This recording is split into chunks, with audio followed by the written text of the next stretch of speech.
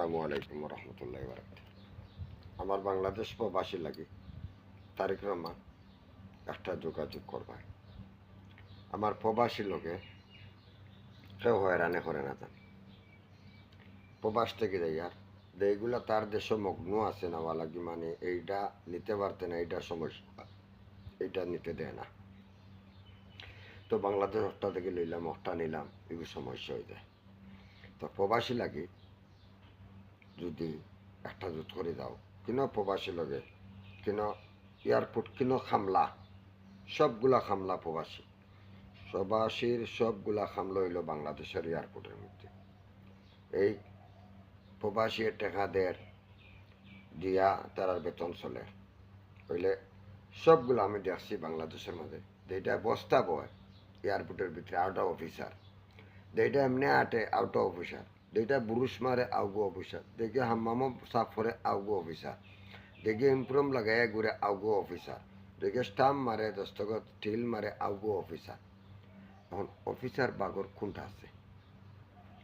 তো এমন একটা ক্যামেরা বই ভাই কি হইতাম বাংলাদেশের মধ্যে, যে এইরকম পুলিশ, এইরকম বিজিবি, এইরকম সেনাবাহিনী খারে দিব। তো বাংলাদেশের মাঝে অত আমার প্রতিজ্ঞা টিকিট টিকিট করার বাংলাদেশের মাঝে যেইগুলা টিকিটের বিমান অফিস থাকে মেইন, এইগুলাই কার সিট করে। এইগুলা বিমানের সিট 40টা বুকিং করে রাখি দিব, আলাদা সিট নাই।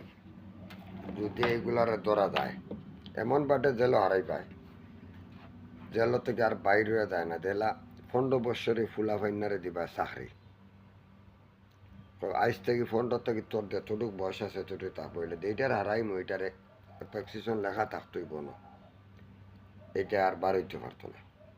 তো কিছু এয়ারপোর্টের চাকরি করে, টিকেটের চাকরি যারা সিন্ডিকেট করে, এরা লগে হইল এরার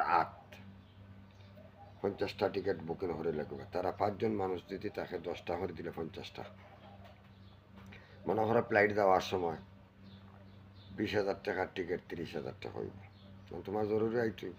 তো এরা সিন্ডিকেট করে। বাকি আমার যদি 10টা সিট যদি হতে 40টা সিট খালি আইতে আছে, তো ও সিন্ডিকেটটাকে কীরকম বাঁচা যায় এই সিস্টেম করবা।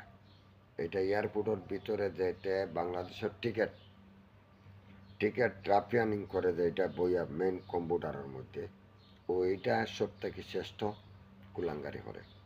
এটার মাথার মধ্যে রাখিয়া তুইবা। আর না হইলে আমার খেয়াল বাংলাদেশের মাঝে সব থানায় দিলে টিকিট টেবলস নাই।